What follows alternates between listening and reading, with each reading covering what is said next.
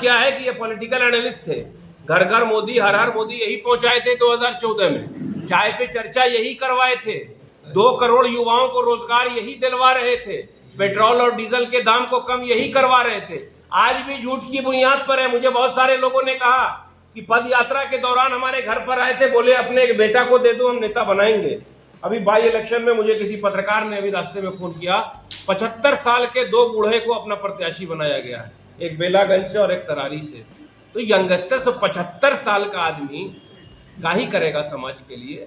तो ये देखिए, ये दिग्भ्रमित करने आए हैं, कहीं से प्लांटेड लोग हैं। ये कामयाब बिहार जैसी जगह पे नहीं होने वाले हैं। जो माइनॉरिटी पद विचलित हो रहे हैं उनके बारे में आप क्या कहेंगे? माइनॉरिटी को तो इस चीज का ख्याल करना चाहिए। मैं एक बात आपको बताऊं, परेशानी आपकी कहां से आई, अपने इतिहास को समझिए पत्रकार महोदय। आप भी उसी समुदाय से आते हैं, पत्रकार भले हैं। मुझे बताइए कि आपको किसी ने विचलित किया, आप अपने घर में हैं, घर का एक परिवार के किसी सदस्य ने आपको परेशान किया तो आप घर छोड़ के चले गए दूसरे के साथ। आपके पूर्वजों ने इसी कांग्रेस की सुंदर विचारधारा और हिंदुस्तान के संविधान को मानते हुए इस हिंदुस्तान में रहे थे। आप कांग्रेस में अपने घर में रह के अपने अधिकार की लड़ाई लड़िए। और ये राहुल गांधी के नेतृत्व वाली कांग्रेस है, जिसका सबसे बड़ा नेता राहुल गांधी है, जिसके पास न कोई भेद है न कोई जात है।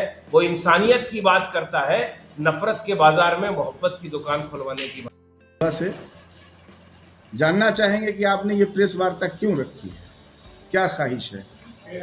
प्रेस वार्ता तो आदमी जहां भी प्रोग्राम होता है वहां जाता है, मगर मेरा भ्रमण चल रहा है पूरे बिहार के हर जिला में। जी देखिए, होता क्या है कि जब तक आप संगठित नहीं होंगे तब तक परेशानी यही होगी। संगठन इसीलिए है, ऑल इंडिया कांग्रेस कमेटी का माइनॉरिटी डिपार्टमेंट है, और माइनॉरिटी डिपार्टमेंट में आज के डेट का जो राष्ट्रीय अध्यक्ष है वो इस देश की आवाज़ और कांग्रेस की आवाज़ है। और उसने ताकत दिया है कि अगर तुम किसी के साथ हो, समर्थन में हो, तो अपने अधिकार की लड़ाई लड़ो। मैं राहुल गांधी जी के साथ भारत यात्री था। मैं 4000 किलोमीटर पैदल चला हूं, राहुल जी के साथ 4 महीने रहा हूं कैंप। कांग्रेस को बदलने का प्रयास हम तमाम भारत यात्री और राहुल जी के विचारों को आम जनमानस तक पहुंचाने की कोशिश कर रहे हैं, क्योंकि बिना मुद्दे की राजनीति इस देश में हो रही है पत्रकार महोदय। और उसका सबसे बड़ा जिम्मेवार, जिसको लोकतंत्र का चौथा स्तंभ कहते हैं, जो मीडिया है, उसने मुद्दा विहीन राजनीति करके आम जनता परेशान है, महंगाई से परेशान, बेरोजगारी से परेशान, कानून का राज खत्म हो गया है, सिर्फ नफरत। तो वो नफरत कैसे खत्म होगी? राहुल जी का नारा था ना कि हम नफरत के बाजार में मोहब्बत की दुकान खोलने निकले। वो क्यों? जब समाज में नफरत होगी तो मुद्दे की बात नहीं होगी। भारतीय जनता पार्टी का यही काम है, भाई को भाई से लड़ाओ, गरीब परिवार के बच्चों को सड़क पर उतरवा दो उन्माद में, जात और धार्मिक उन्माद पैदा करो, अपने परिवार के बच्चों को ऑक्सफोर्ड में पढ़ाओ और उनकी जिंदगी को बदहाल कर दो। तो हम बेसिकली यहाँ संगठन की समीक्षा करने निकले हैं।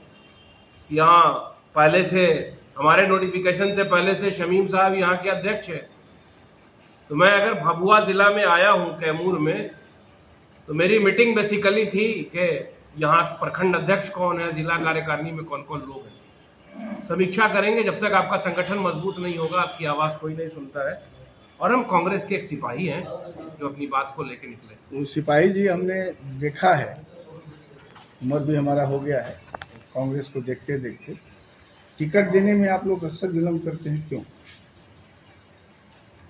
हाँ, ये एक परेशानी है, टिकट देने में विलम्ब होता है। और इसकी ये बात अभी कुछ दिनों से इस बात पे चर्चा करके अब हम लोग पहले भी टिकट का वितरण कर रहे हैं और सिंबल दे रहे हैं। जैसे आप माइनॉरिटी पर आपका क्या ख्याल है? भाई, जब नेता खुद बोल रहा है कि जिसकी जितनी भागीदारी उसकी उतनी हिस्सेदारी, जब वो नेता खुद बोल रहा है कि डरो मत, सहो मत, न्याय का हक मिलने तक, तो आप सिर्फ घर में बैठ के सिर्फ वोट जाके दीजिएगा और किसी लीडर को एक्सेप्ट नहीं कीजिएगा, अपनी आवाज़ नहीं बनाइएगा, तो आपके साथ ये होगा।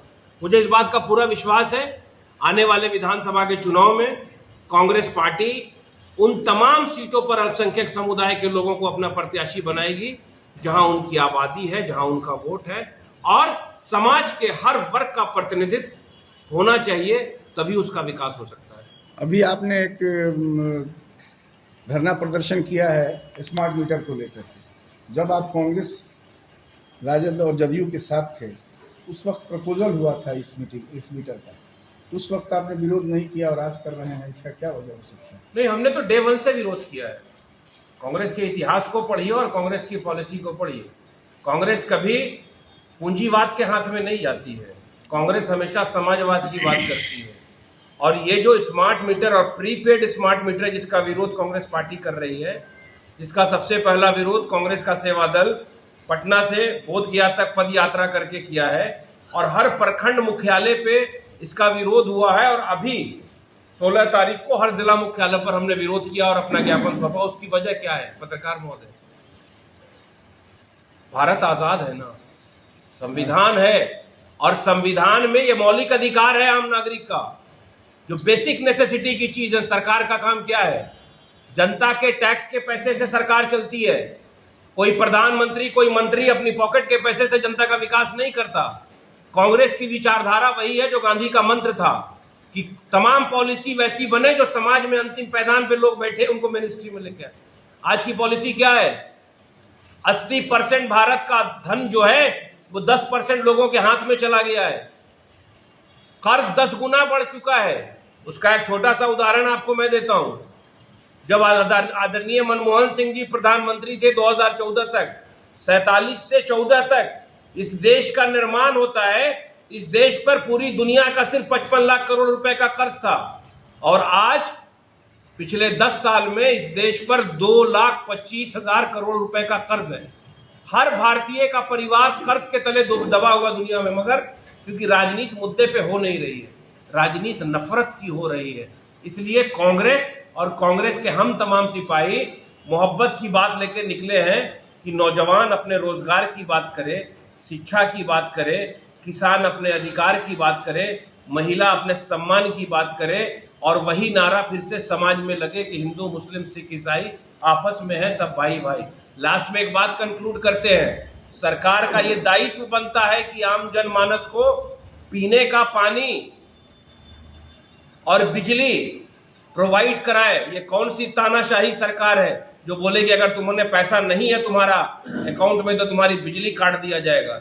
जिस प्रदेश में नियमित रूप से शिक्षक को तनख्वाह नहीं मिलती है, 3 महीने में एक बार मिलती है, नीतीश कुमार वो कानून बना रहे हैं कि प्रीपेड स्मार्ट मीटर लगेगा कि आपका अगर बैलेंस रहेगा तभी आपके यहाँ बिजली रहेगी। तो ये तो आम जनमानस के ऊपर दमन की सियासत हो रही है ना। इसके खिलाफ कांग्रेस है और कांग्रेस निरंतर रहेगी जब तक इसको वापस नहीं लेंगे। बहराइच में जो हुआ है उस पर आपकी पार्टी ने या आपने कुछ नहीं कहा है, ये क्या है? नहीं, हमारी पार्टी ने जब भी कहीं भी किसी तरह का माहौल पैदा होता है, इस तरह का जहां भाई को भाई से लड़ाया जाता है, हमारी पार्टी के तमाम सम्मानित नेताओं का ट्विटर अकाउंट देख लीजिए।